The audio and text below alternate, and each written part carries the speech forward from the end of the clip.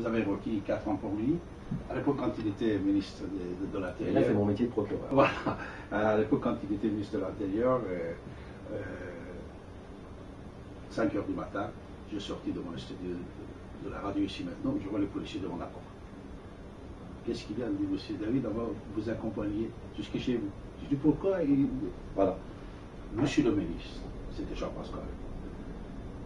Personnellement, il nous a donné des instructions, des ordres de vous accompagner. Pourquoi? Et tout d'un coup, je me suis rappelé, parce que tu en parlais de courage, c'était 1 heure du matin, pendant que j'étais en train d'envoyer mon émission. Info, tout à l'heure vous avez parlé d'info, il m'avait téléphoné, il a dit, David, dès que tu sors de ton studio, 6 heures du matin, je vais vider mon chargeur, je vais te tuer. Alors, j'étais tellement étonné, parce qu'à l'époque, je connaissais Charles Pasqua, mais j'étais étonné de savoir qu'il était en train d'écouter radio ici maintenant. Vous voyez. Après, je l'avais invité, il était mon invité à la radio. Mais politique, c'est ça. Monsieur Yves Charles, le politique, toujours chez nous, chez les Perses, on disait, c'est très sale. Sale, c'est-à-dire on ne peut pas le toucher. Mais votre travail, c'est propre. C'est-à-dire, vous ne donnez pas des promesses, n'est-ce pas? Vous ne participez pas dans les magouilles économiques, financières, et beaucoup d'autres choses qu'on voit dans le domaine politique, qui soient n'importe où, dans le monde entier. Imaginez qu'est-ce qui se passe en Allemagne, ce qu'ils ont fait pour la France, aux États-Unis, l'histoire de Clinton, je ne sais pas tout, on ne va pas parler, je ne sais pas si vous voulez ou non, l'autre procès que vous étiez aussi dedans. Mais votre travail, la justice, c'est le travail le plus propre qui existe, on peut dire, non? Si vous voulez, les juges ou les procureurs sont censés faire appliquer la loi. Donc dire, vous respectez ou vous ne respectez pas. Ça veut dire qu'on est très obligé de la respecter nous-mêmes. Vous imaginez, il arrive bien sûr, et les juges sont des femmes et des hommes comme les autres, il arrive qu'il y en a qui aient des défaillances. Et dans ces cas-là, c'est sûr que c'est insupportable. Imaginez d'être jugé par quelqu'un qui a fait la chose qu'il vous reproche.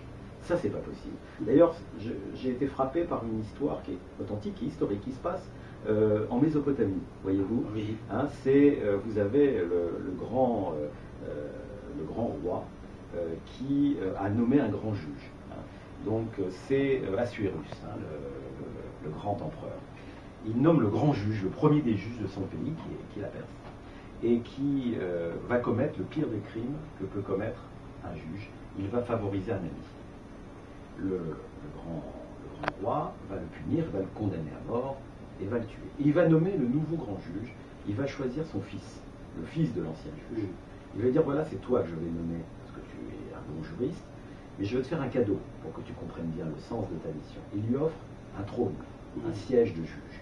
Et ce siège va être tendu avec la peau de son père. C'est-à-dire, chaque fois que tu jugeras, tu te souviendras quelle est la limite qu'on doit donner à un juge. Voilà, ça j'ai trouvé. Et à l'époque, pendant des siècles, en France, dans les tribunaux, on avait une peinture qui représentait cette scène, où on voit le grand roi de Perse offrir ce siège au nouveau juge en lui disant, n'oublie jamais. Bravo. Surtout que dans le Coran, on parle de ça, dans l'Ancien Testament. Vous savez que l'histoire de la Perse, c'est la moitié de l'histoire judéo-chrétienne. Qui soit Daniel, qui était premier ministre, et tout, voilà. Et les exemples sont très intéressants. Les exemples, surtout cet exemple que vous venez de nous dire. Alors, je ne sais pas si vous me permettez d'entrer dans ce domaine-là, puisque vous venez de dire. Moi, depuis toujours, quand je voyais des magistrats, ils entrent dans certains domaines et ils touchent certains dossiers, surtout les hommes d'État. Je ne veux pas parler de ce que vous aviez fait dans le procès de Charles Pasqua, non, pour le dire, c'est autre chose. Et de temps en temps, on voyait certains qui prenaient certains dossiers pour casser peut-être l'image de la République française. C'est-à-dire la République. Quand on parle de la République, c'est-à-dire quand même, il faut certain respect pour cette République qui est la seule République laïque, on peut dire, en Europe. Alors vous savez que d'ailleurs le mot de république est lui aussi très symbolique, c'est un mot latin qui veut dire la chose de tous. Bravo. Hein, c'est ça que ça veut dire. Exactement. C'est pour ça qu'on y est attaché quand même. Hein, Public, la voilà. République. Alors c'est vrai que tout le monde doit être dans un principe d'égalité, même si on est tous différents les uns des autres. Alors c'est vrai que là vous mettez le doigt sur un sujet qui est toujours complexe, Parce que, de même qu'un juge peut défaillir, un responsable politique aussi. Exactement. Et une république va être jugée sur sa capacité à traiter ce qui ne va pas. Si, parce qu'on est puissant, on est à l'abri des ennuis, si un juge traite différemment quelqu'un selon qu'il est puissant ou misérable, c'est La Fontaine, notre grand poète, là encore ça ne nous rajeunit pas, mais quand même c'est toujours d'actualité, qui disait « Selon qu'on est puissant ou misérable, les jugements de cour vous feront blanc ou noir ». Eh bien ça, nous nous battons tous contre ça. C'est-à-dire de dire non, c'est pas facile de se battre contre quelqu'un qui est puissant, qui a des moyens, qui peut nous faire peur. Mais si on a créé les juges dans tous les pays, il y a très longtemps, c'était pour éviter qu'une victime soit toute seule face à quelqu'un qui lui avait fait du tort et qui, bien sûr, l'écrasait. Vous savez ce que ça veut dire, procureur? Non. Procureur, ça veut dire avocat. C'est une belle histoire. Oui, on est au XIVe siècle. Là encore, vous voyez, le roi de France est sans cesse harcelé par des gens qui viennent pleurer en disant c'est horrible, on nous fait tout le temps de l'injustice. Parce qu'à l'époque, la procédure était simple. On disait, si vous êtes victime, c'est à vous de faire l'enquête et prouver que vous avez eu un tort et dénoncer celui qui vous l'a fait. Attention, si vous n'arrivez pas à le démontrer, c'est vous qui serez puni des peines dont vous menacez votre adversaire. Alors évidemment, quand on vous volait, si le voleur était plus puissant que vous, ben vous n'arriviez pas à faire l'enquête. Et donc le roi a dit, pour la veuve et l'orphelin, c'est-à-dire les plus faibles, eh bien je vais donner mes procureurs, je vais donner mes avocats. Et depuis, nous sommes procureurs du roi, puis devenus procureurs de la République. Donc ça veut bien dire ce que ça veut dire. On peut se tromper, on peut manquer de compétences, on peut manquer de courage, mais la mission, c'est de dire, nous venons pour l'intérêt général. Donc ça veut dire que quand on s'aperçoit que la loi a été violée, alors c'est plus facile, évidemment, de poursuivre et de condamner quelqu'un qui n'a pas de ressources, qui n'a pas d'amis, qui ne peut pas s'enfuir. Bien sûr. La question, c'est que quand il y a quelqu'un de puissant qui commet une grave erreur, eh bien, il faut être capable aussi de le juger. Là, c'est pas si facile. Je me souviens juste d'un milliardaire étranger qui a été poursuivi pour des affaires financières. Et il ne vient pas parce qu'il se fait représenter par des avocats, c'est parfaitement son droit. Et le juge lui dit, mais vous allez avoir une amende importante compte tenu de la gravité des choses.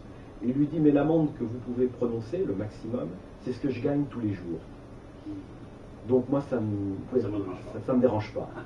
Et il a eu tort de dire ça, parce que le juge a dit très bien, alors je vais faire quelque chose qui va vous déranger. Je vais vous condamner, pas à la prison, ça ne justifiait pas, mais à publier dans les journaux le fait que vous êtes condamné pour malversation. La réputation n'a pas de prix. Vous voyez, on a toujours moyen de dire... C'est l'intelligence. C'était un juge qui était intelligent, bien sûr.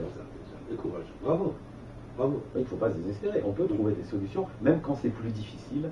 Ça rend compte qu'en France, tous les ans, on juge 600 000 personnes. 600 000. Ça fait beaucoup. Oui, et toutes ne sont pas des gens puissants, bien entendu. C'est logique. Les gens puissants ne sont pas forcément des criminels, évidemment. Malheureusement. Surtout dans la Fondation CEL et Association de l'Action contre le proxénétisme. Contre le proxénétisme. Ici aussi, vous défendez le plus faible. C'est-à-dire une couche sociale qui est très faible, isolée, agressée. Même si vous permettez, pour les gens qui nous écoutent, je vais bien te donner une petite explication sur la prostitution légale, puisque la prostitution est légale en France. Elle n'est pas légale, mais elle n'est pas interdite, c'est compliqué. On a une situation assez hypocrite. Ils ont leur carte. Non, ils n'ont pas de carte, mais on ne leur interdit pas de le faire. Voilà. Mais ils ne cotisent pas? Non. Ils ne cotisent pas? Absolument pas. Ce n'est pas reconnu comme un métier? Non, depuis 1945, il y avait une dame qui était une résistante, une espionne, et qui avait été prostituée avant la guerre. Et quand elle est arrivée au pouvoir, elle a dit, moi j'ai connu ça, c'est un enfer. Et c'est la prostitution, à l'époque, était réglementée. Il y avait des cartes. Voilà. Et on a interdit en France, d'ailleurs la Convention de l'ONU de 1949 rappelle que toute forme de prostitution est d'abord une atteinte à la dignité des personnes. Et si nous on se bat, c'est, croyez-moi, c'est plus qu'une atteinte à la dignité. En fait, la prostitution à 99% est quelque chose qui vise des personnes vulnérables. En gros, vous avez un homme à 99% qui a de l'argent, qui va payer quelqu'un pour pouvoir la dominer. Voilà l'histoire, c'est rien d'autre.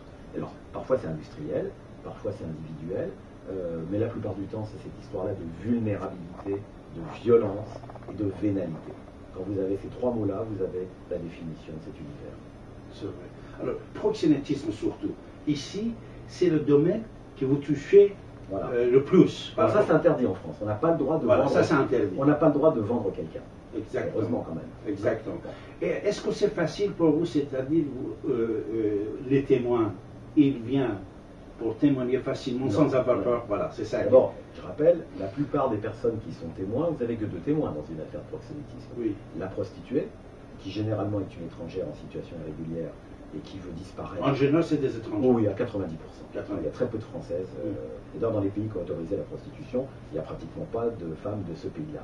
Ah, parce que c'est tellement affreux comme activité que personne, quand elle a le choix, ne le fait. Bon. Puis vous avez l'autre témoin, c'est le client. Mais le client, lui, veut passer inaperçu. Vous avez vu qu'il y a une affaire actuellement célèbre dans le nord de la France, où on parle de clients célèbres. Hein. Bon, les clients ne veulent pas qu'on parle d'eux. Ils sont très discrets. Ah, voilà. Et donc, lors de l'audience, c'est ce qu'on voit, nous avons des avocats, plein d'allants, hein, comme Maître Negro, par exemple, qui fait un travail extraordinaire. Mais elle se retrouve, elle, toute seule. Les proxénètes sont en prison, ils disent rien. Hein, et les victimes, elles ont disparu. Les témoins, il n'y en a pas.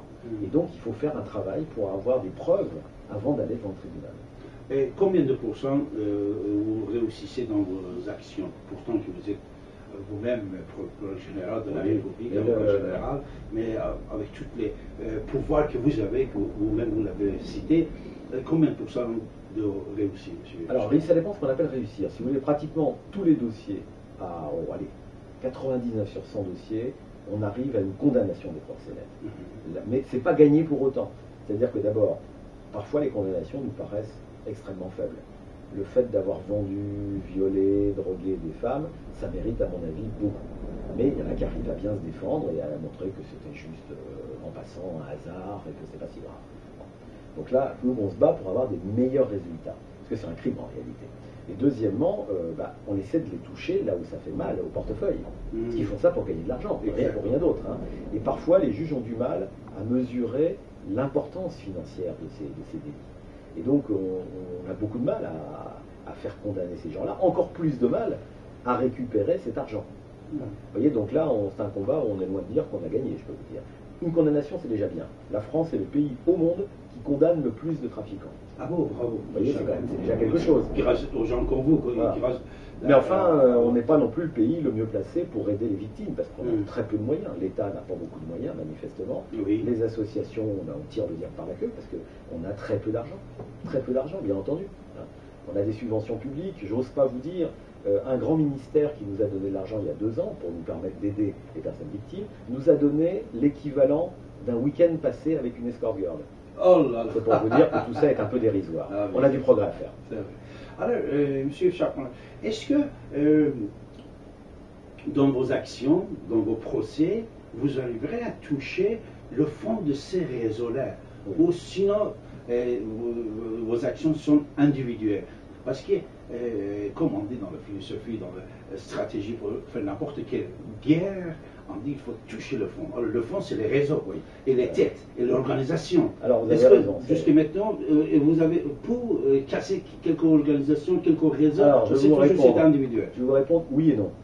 Oui, quand même. Parce que d'abord, on a de très bons services de police spécialisés. On peut d'ailleurs bien travailler qu'avec des professionnels spécialisés. Quand on parle de réseau de prostitution, ça veut dire international. Obligatoirement. J'en ai un en tête qu'on vient de connaître depuis le mois de décembre, exactement à l'enquête, où vous aviez une vingtaine de proxénètes d'un pays du Balkan qui faisaient travailler dans le bois de Boulogne une centaine de jeunes femmes, dont des mineurs, de Bulgarie et de Roumanie. Toutes ces femmes sont arrivées en France, pas en faisant du stop. Elles ont été conduites là.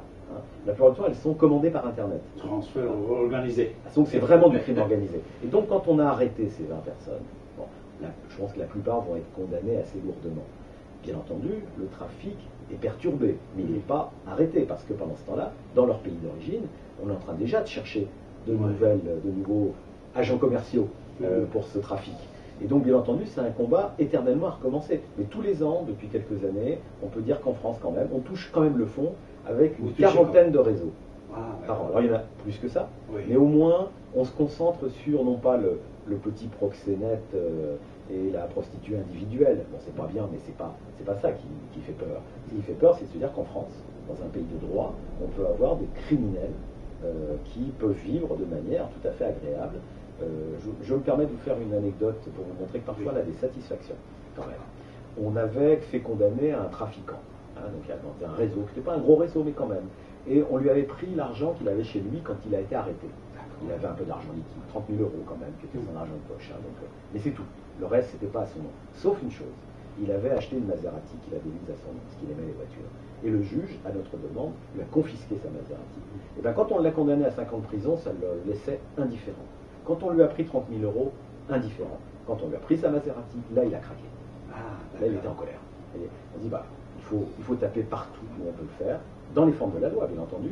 Et notre rôle, c'est de dire au juge, regardez, derrière le petit monsieur là qui ne paye pas de mine, qui d'un seul coup a oublié qu'il parlait français, qui n'a pas d'argent, qui venait juste d'arriver, non, vous avez affaire à un agent d'un réseau puissant. Et donc, inutile de vous dire, votre question montre bien où est le vrai problème, qu'il faut beaucoup de coopération étrangère. Parce qu'il faut travailler avec les pays d'où viennent les gens, par où passent les gens, où l'argent va ensuite.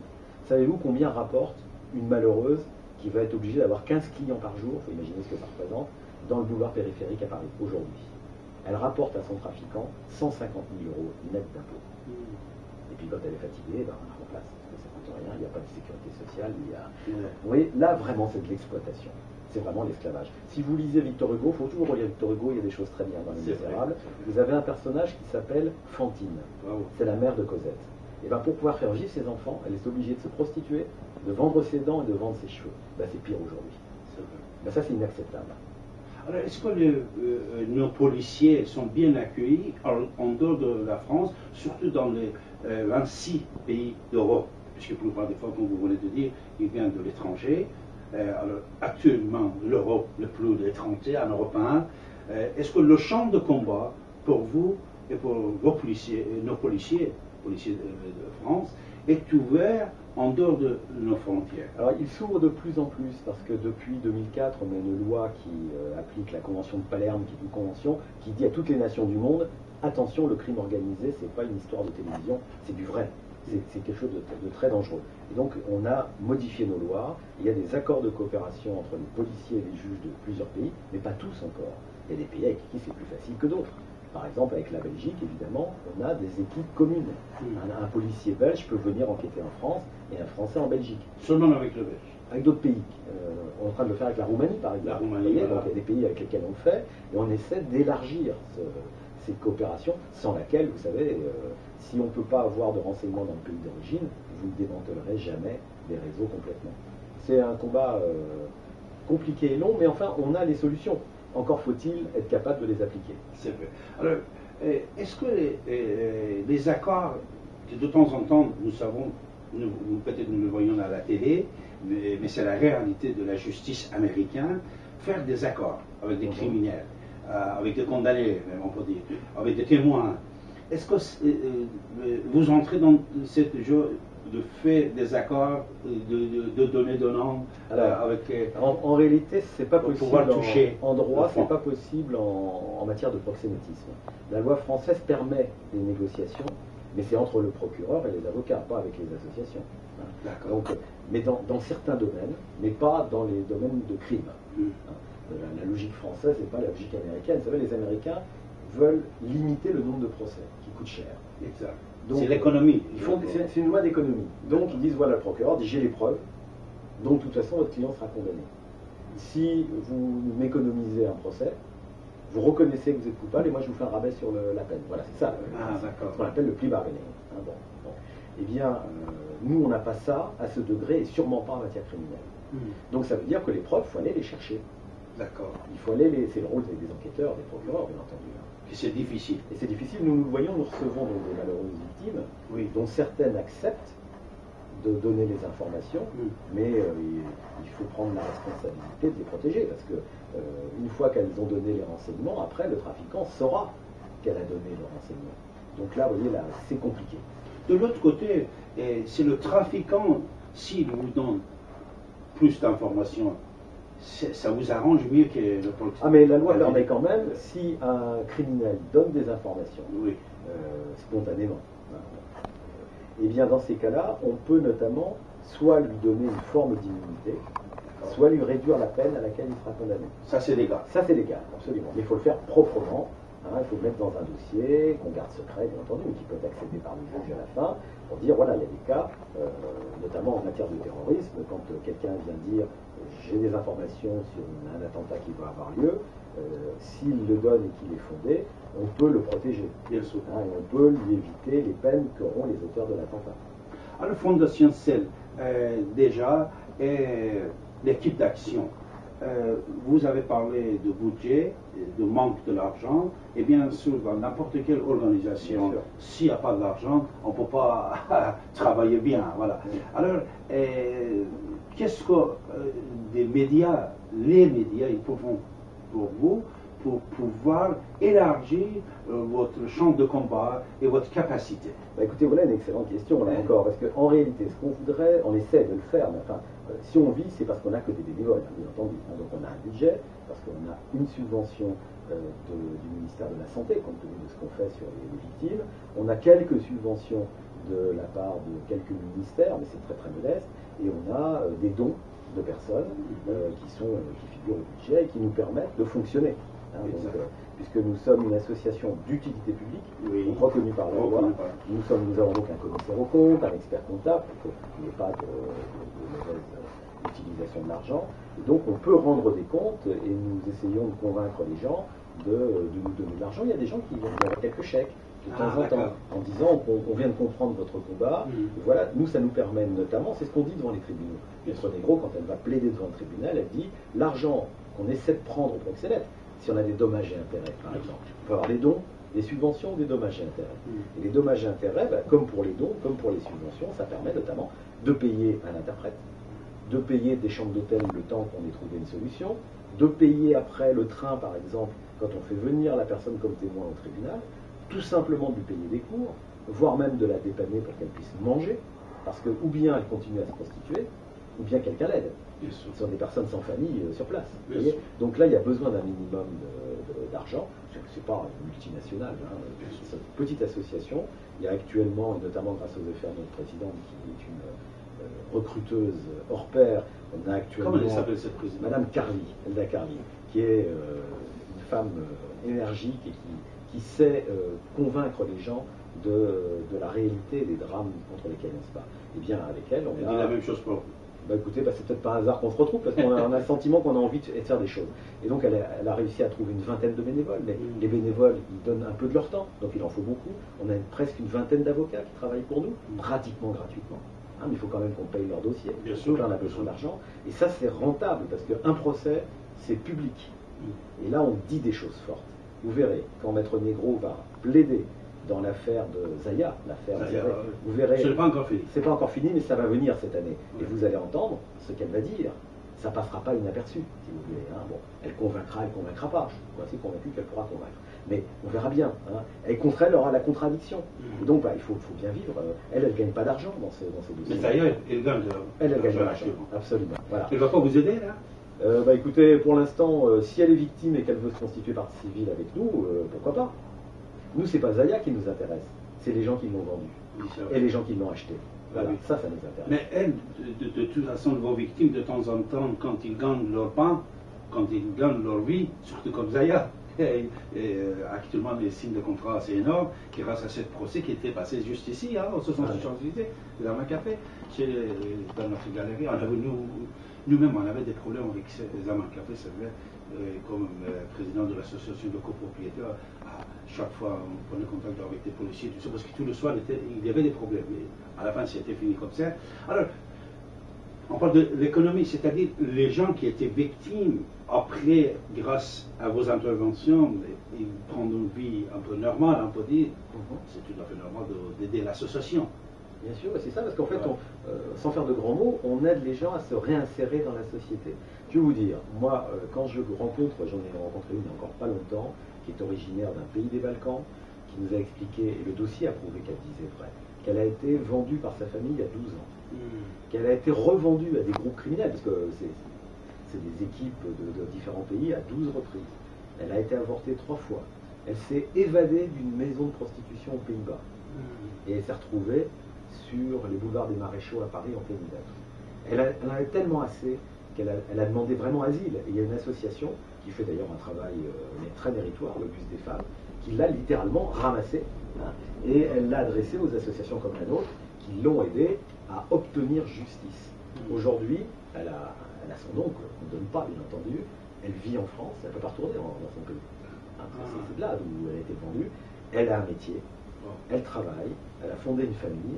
Ben, quand vous rencontrez ces personnes-là, vous vous dites ce qu'on a fait n'était pas inutile. Bravo. Monsieur Charbonnel, je vous remercie beaucoup, mais si vous permettez, on va faire un petit entracte, encore quelques minutes pour conclure notre débat.